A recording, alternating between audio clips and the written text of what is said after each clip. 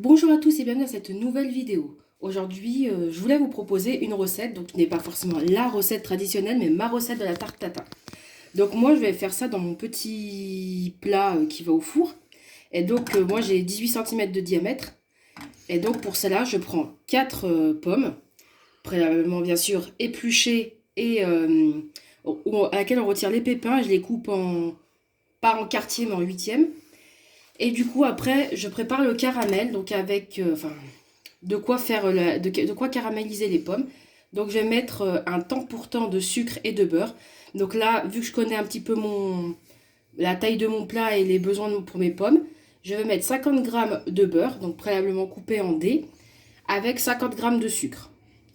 Et bien sûr, en matériel, on ne va pas remuer le caramel, mais on en aura besoin plus tard de la spatule. Donc, on est parti. On commence à faire fondre le beurre. Donc je mets un feu moyen.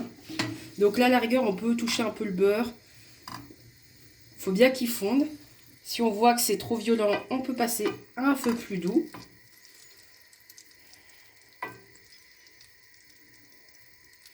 Voilà. Donc après, à ce moment-là, donc au moment de la caramélisation, on peut rajouter un goût à son caramel. Par exemple, mettre de la farine, mettre de la vanille, pardon, ou de la cannelle, ou voilà. Bon, après là, j'ai décidé de faire une recette soft, parce que le sucre se suffit à lui-même. Donc, le sucre donnera un bon goût caramélisé. Mais vous n'hésitez pas à mettre de l'extrait de vanille ou du sucre vanillé en complément du sucre. Donc, vous ajouterez en même temps que le sucre. Ou alors une petite gousse de vanille ouverte avec les petits grains de vanille. Ça peut avoir son style. Donc, quand ça commence... Alors là, je vais mettre un petit peu plus doux. Quand ça commence à fondre,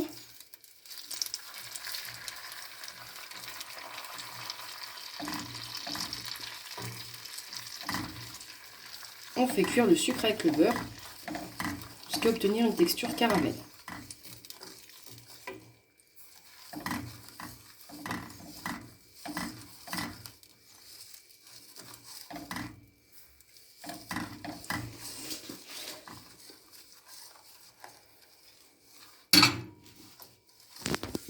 Top.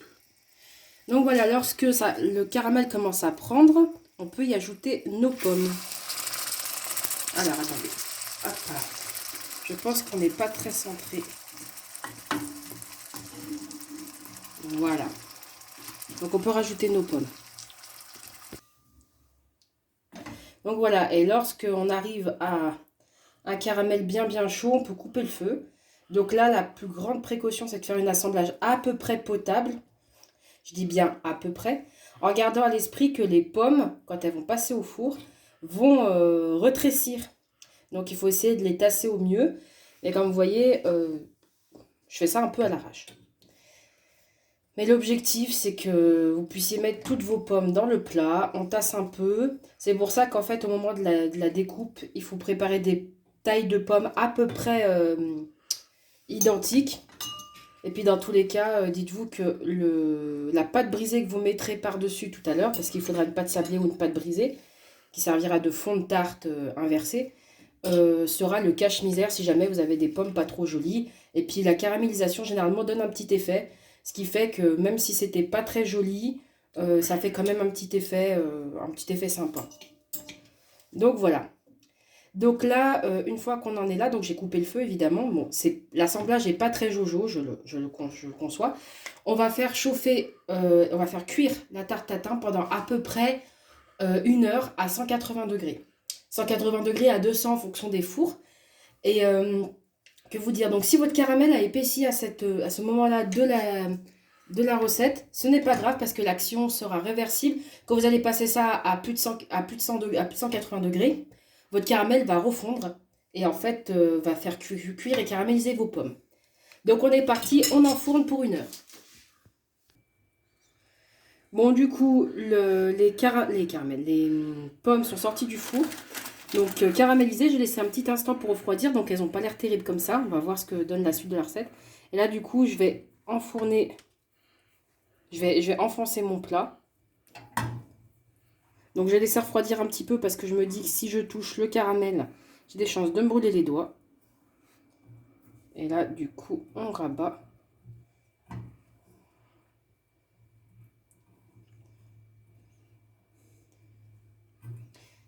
Et donc, une fois que c'est fait, on met au four pendant 200 degrés. On met au four 200 degrés pendant une demi-heure à peu près. Et ce qu'on veille, on veille bien faire un petit trou sur la pâte pour que s'il y a un excédent d'eau, ça puisse s'évaporer. Donc là, c'est pas joli joli, on verra à la fin de la cuisson. C'est pas comme ça que ça ressemble d'habitude. Et donc du coup, on fait un petit trou et on enfourne. Et du coup, après une demi-heure de cuisson, on récupère le plat et donc on met une assiette sur le dessus et on retourne. Et normalement, quand on démoule, on a notre tarte tatin. On va voir si elle n'est pas trop ratée. Voilà. Donc finalement, elle avait l'air pas très jojo, mais voilà. Et finalement, elle a plutôt bien caramélisé. Tiens, filme sur le dessus. Bon, il y a eu du caramel qui s'est échappé. Donc du coup, on la laisse un petit peu refroidir. Bon là, ça s'est un peu enfui. Un petit peu refroidir pour que le caramel se recristallise. Et après, on pourra passer à la dégustation. Voilà, donc désolée, cette vidéo, elle était un peu compliquée à tourner. Sur ce, j'espère qu'elle vous aura plu tout de même. Et je vous dis à très bientôt pour une autre vidéo. Bye!